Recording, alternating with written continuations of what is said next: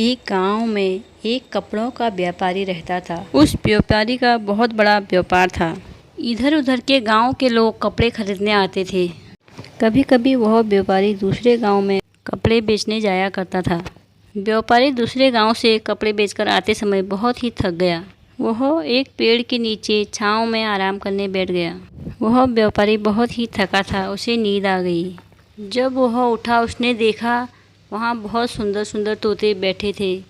उस व्यापारी ने उसमें से एक तोता उठाकर अपने घर ले आया और तोते के लिए सोने का पिंजरा बनाया। वह तोते सोने के पिंजरे में रहने लगा। तोते को अच्छे अच्छे खाना और उसकी मनपसंद चीज़ें मिलती थी। व्यापारी के पत्नी और उसकी बेटी उसको बहुत ही पसंद करते थे और हर समय उससे बातें किया करते थे।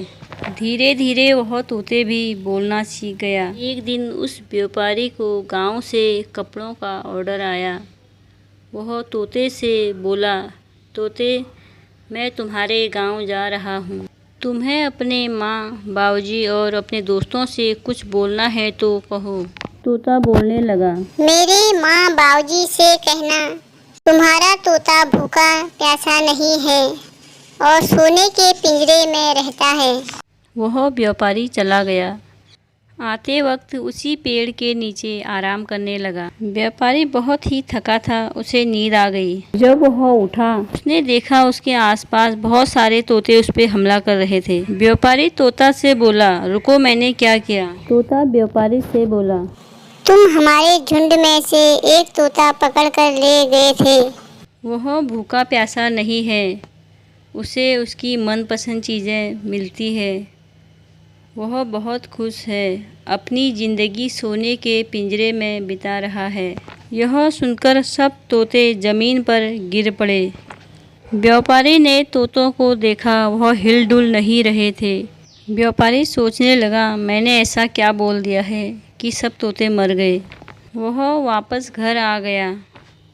तोते ने व्यापारी को देखा तो वह अपने माता पिता और अपने दोस्तों के हाल पूछने लगा। वह व्यापारी तोते से बोला, देखो, जब मैंने तुम्हारे बारे में उन्हें बताया वह सब हैरानी से ज़मीन पर गिर पड़े।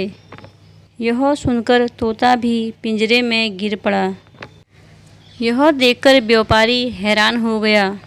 पिंजरे में से तोते को बाहर निकाल दिया।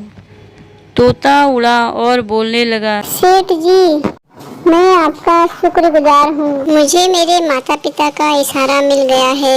मैं उनसे मिलने जा रहा हूँ। आपका पिंजरा सोने का था, लेकिन मेरे लिए वह पिंजरा जेल ही था। तोता वहाँ से उड़ गया और अपने माता पिता और दोस्तों के साथ चला गया। तोते को वहाँ देखकर उसके माता पिता, उसके दोस्त बहुत ही खुश हुए और खुशी खुशी रहने लगे। दोस्तों, अगर यह कहानी आपको अच्छी लगी तो मेरे वीडियो को लाइक करना और मेरे चैनल को सब्सक्राइब करना। थैंक यू दोस्तों, फिर मिलेंगे एक नई कहानी के साथ।